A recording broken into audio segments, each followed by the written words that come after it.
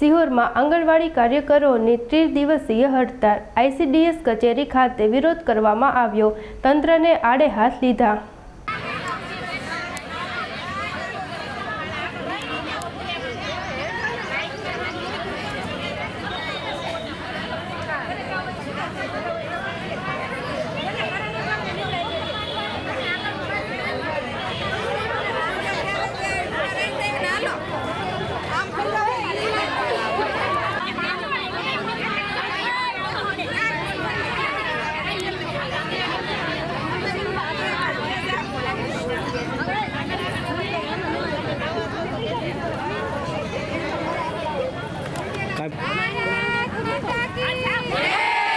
हमारी मांगे पूरी करो, हमारी मांगे पूरी करो। हम हमारा हक मांगते नहीं, किसी से भीख मांगते। हम हमारा हक मांगो। हम भारत की नारी है, फूल नहीं चिंगारी है। हम भारत की नारी है, फूल नहीं चिंगारी है। अरुण भाई तुम आगे बढ़ो, हम तुम्हारे साथ हैं। अरुण भाई तुम आगे बढ़ो, हम तुम्हारे साथ हैं। हम हमारा हक मांगते नहीं, किसी से भीख मांगते। हम हमारा हक मांगते नहीं, किसी से भीख मांगते। हमारी मांगे पूरी करो, हमारी मांगे पूरी करो। इंकलाब जिंदाबाद, इंकलाब जिंदाबाद, इंकलाब जिंदाबाद। हमारी मांगे पूरी करो, हमारी मांगे पूरी करो।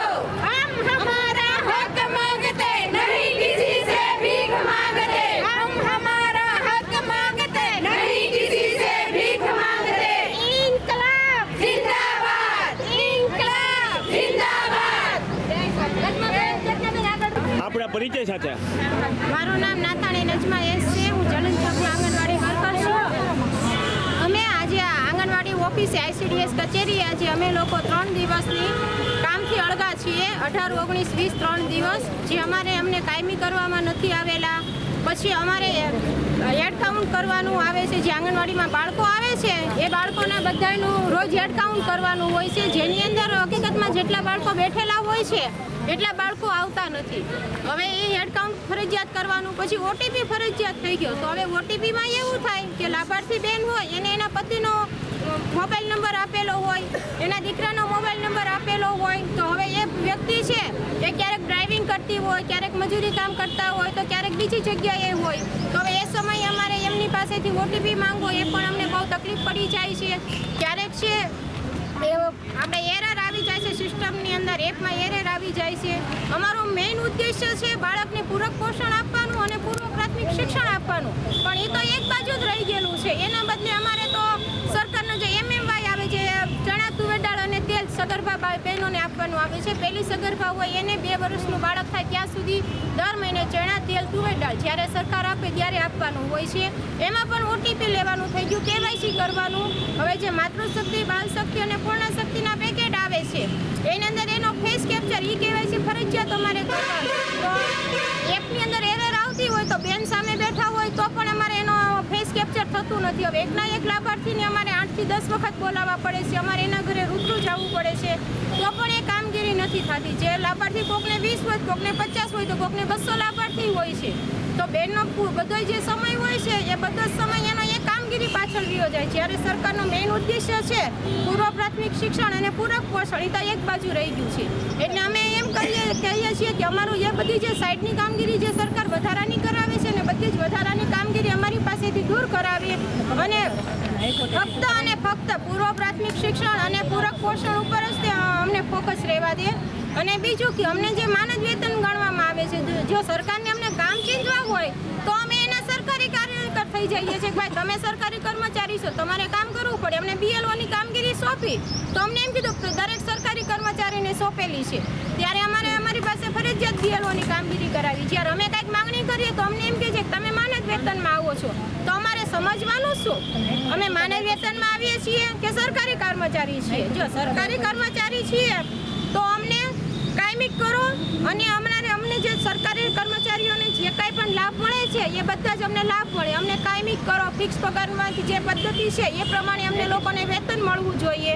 અને સુપ્રીમ હાઈકોર્ટની અંદર ચુકાદો આપી દીધો છે. હાઈકોર્ટમાં કેસ અમે જીતી ગયા છીએ તો પણ સરકાર એનો અમલ નથી કરતી. હાઈકોર્ટે 6 મહિનાનો મુદ્દત આપેલી હતી કે તમે 6 મહિનાની અંદર આ કામગીરી હશે, તમે અમારો જે રજૂ ચુકાદો આપેલો છે એને માન્ય રાખો અને તમે પગાર વધારો કરી દો એમ. તો સરકાર એને પણ હજી કાંઈ જવાબ નથી આપતી અને સરકાર સુપ્રીમમાં ગઈ છે. તો અમે પણ એની સામે સુપ્રીમમાં ગયેલા છીએ. તો સરકાર અમને કાયમિક કરતી નથી. તો અમારું એ કહેવું છે કે અમને કાયમિક કરો અને જે કાયમિક કર્મચારીઓને મળે છે એ બધું જ અમને મળે. આપણા પરિચય સાથે. મારું નામ ચુડાસમા દિલહરબા. હું આંગણવાડી સિંહોર ઘટકની પ્રમુખ છું. અને આ નજમાબેને જે રજૂઆત કરી એ બધી બરોબર જ છે. એમને જે કીધું એ અમને માનદ વેતનમાં ગણવામાં આવે છે તો અમને સરકારી નોકરિયાત ગણે અને સરકારી નોકરિયાતને જે લાભ મળે છે એ અમને મળવા પાત્ર થાય. અને બીજું કે ફોનમાં જે કામગીરી બહેનો કરે છે અત્યાર સુધી એને પોતપોતાના ફોનમાં કરી છે.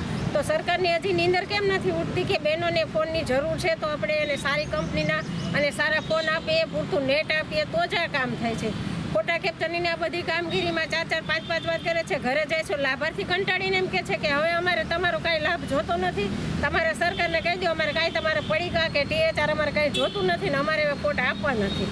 તો હવે સરકારને અમારે એ જ કહેવાનું છે કે બહેનોને એના જે કામગીરી કરે છે એનું પૂરું મહેનતાણું મળે, વધારાની કામગીરી કંઈ નાખે નહીં બહેનો ઉપર આમ માનસિક ત્રાસ જેવું થઈ ગયું છે. તો સરકારને નમ્ર વિનંતી છે કે બહેનોની માંગ પૂરી કરો અને બહેનોને પૂરતો ન્યાય મળે.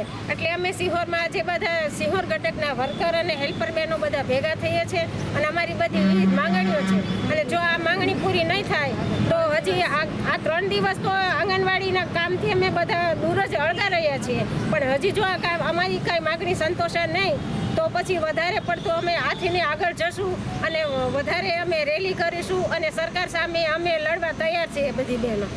ઇન્કલાબ જિંદાબાદ, ઇન્કલાબ જિંદાબાદ. અમારી માંગે પૂરી કરો.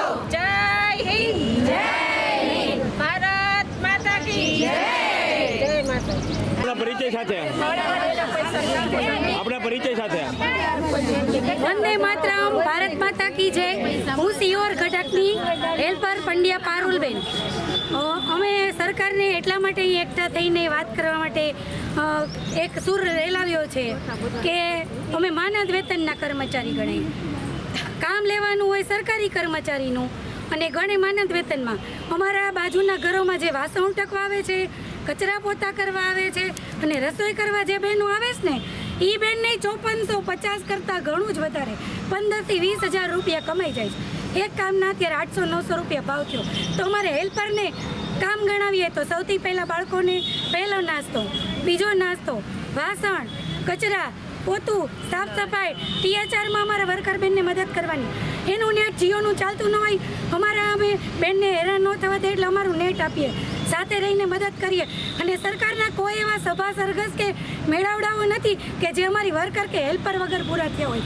અમારી બહેનોને વિધાઉટ યુનિફોર્મમાં બોલાવવામાં આવે. શું કામ ભાઈ? તમે અમને વિધાઉટ યુનિફોર્મમાં બોલાવો. અમારી બહેનો બસ ભરીને આવે, ન્યાય અમને એકેય જાતની સુવિધા, પાણી જેવી સવલત આપવામાં આવતી નથી. દરેક વસ્તુ મૂકીને, પોતાના બાળકો મૂકીને, પોતાની જવાબદારી મૂકીને બેન જ્યારે કહે ત્યારે સરકાર હાલવા માંડે. અમને જ્યારે કામ સોંપવામાં આવે સરકારી કર્મચારીઓ માનદ વેતન આપવામાં આવે 5450 રૂપિયા. અને સૌથી મહત્ત્વનો અને મુખ્ય મુદ્દો કે જ્યારે પ્રમોશનની વાત આવે તો ક્લાસ 2 અધિકારીને મળે, ક્લાસ 1 અધિકારીને મળે. તો અમે ખાલી વર્કરને હેલ્પર એવા કે એમાં 43 વર્ષની વય મર્યાદા. અમે શું સરકારનો ગુનો કર્યો? અમને જ્યારે પ્રમોશનની વાત આવે તો અમે બધા જેવા કર્મચારીઓ, આમ તો તમે પાયાના પથ્થર ગણાવો પણ પાયાનો પથ્થર તો જમીનમાં દબાઈ ગયો કે દેખાતો તો છે નહીં. આ પાયાના કર્મચારીને બહાર કાઢો, સરકાર ખુશ રહે, અમને ખુશ કરે. અને આ જે બાળકોનું ભવિષ્ય છે, સમાજનું ભવિષ્ય અમારા હાથમાં છે. તમે અમને ખુશ નહીં રાખો તો આ ભવિષ્યને અમે કેમ ખુશ રાખશું? એટલે સરકારની નમ્ર વિનંતી, બધા વર્કરોની જો બહુ વ્યથા છે તો હેલ્પરની હાડમારી કંઈ ઓછી નથી. આ દરેકને માનદ વેતનમાંથી થોડાક અમને સરકારી કર્મચારી બનાવો અને જ્યારે પ્રમોશનની વાત આવે તો અમને કંઈ પણ ઉંમરની વય મર્યાદા બાદ કરી અને પ્રમોશન આપો, એવી જ મારી સરકારને નમ્ર વિનંતી છે. જય હિન્દ, ભારત માતા કી જય, ઇન્કલાબ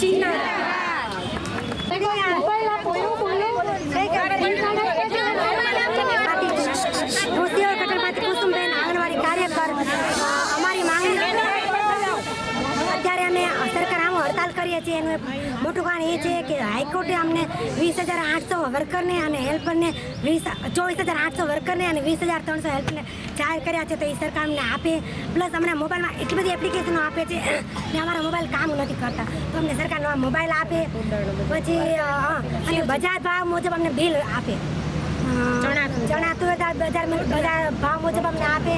મસાલાના તમામ ભાવ જે બજાર ભાવમાં છે એ આપે. અમને ખૂબ જ ઓછા ભાવે બિલ મળે છે, એટલે અમે બાળકોને પૂરું પોષણ આપી શકતા નથી. યુનિફોર્મ ટાઈમે અમને આપે અને પગાર નિયમિત કરે, બિલ એડવાન્સમાં અમને જમા કરે, તો અમે બાળકોને વ્યવસ્થિત નાસ્તો પણ આપી શકીએ. બસ એ જ. હાજી પ્રમુખ સાહેબ, આ બહેનોને જે વર્કર હેલ્પરને વેકેશન અલગ અલગ મળે છે, તો બહેનોને વેકેશન એક સાથે મળે, બે બહેનોને. અને ચણા તુંડાના જે સરકાર પૈસા ચૂકવે છે એ બજાર ભાવે ચૂકવે. અને ઓટીપી લેવા જાય છે તો ઓટીપીમાં ઘણી બધી અમને તકલીફ પડે છે. આ સાયબર ફ્રોડનું થાય છે એટલે ઘણા બહેનોનો પૈસા બેંકમાંથી ઉપડી ગયા છે, તો જવાબદાર કોણ?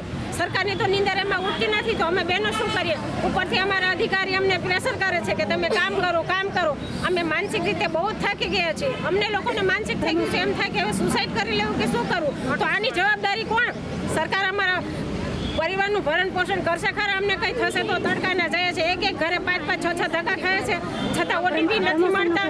અમુકને જેના પુરુષોનો ઓટીપી લેવા જાય છે તો એ લોકો કારખાનામાં કામ કરતા હોય છે, બસ એ લોકોના ફોન જમા થઈ જાય છે, ઓટીપી મળતા નથી ટાઈમે.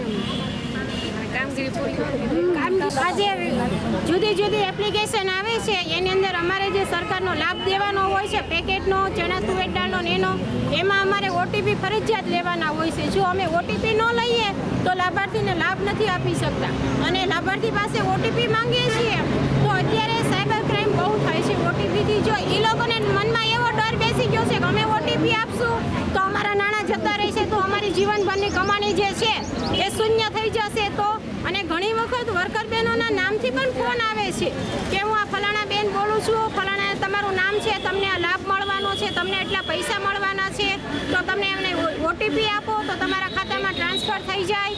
તો એ લોકો ભૂલથી જો ઓટીપી આપી દેશે તો એનામાં પૈસા છે એ બધા જ જતા રહેશે. ઘણા બધા અમારે ઘણા બનેલા છે કિસ્સા એવા, એક બેનના 38,000 ગયેલા છે, એક બેનના 5,000 ગયેલા છે, એક બેનના 19,000 ગયેલા છે, એવા ઘણા બધા લાભાર્થીના પૈસા ગયેલા છે. તો પછી એ લોકોનો અમારી ઉપરથી વિશ્વાસ ઉઠી જાય છે કે આ વર્કર બહેનોના નામે ફોન આવે છે અને અમારી સાથે આવું થાય છે. તો અમારે સરકારને નમ્ર વિનંતી છે કે ઓટીપી સાવ બંધ જ કરી દે. અને બીજું અલગ 6 થી 7 એપ્લિકેશન અમારે આંગણવાડીમાં આપેલી છે. તો આંગણવાડીમાં તો અમારે 6 સેવાઓ છે, 5 હેતુ 6 સેવાઓ, એની અંદર જ અમારે કામ કરવાનું હોય છે. તો સેવા અને હેતુ તો એક બાજુ રહી ગયા, અને આ તો સરકારની સેવાઓ અમારે શરૂ થઈ ગઈ. અમારા લાભાર્થી તો બાજુ ઉપર રહી ગયા છે.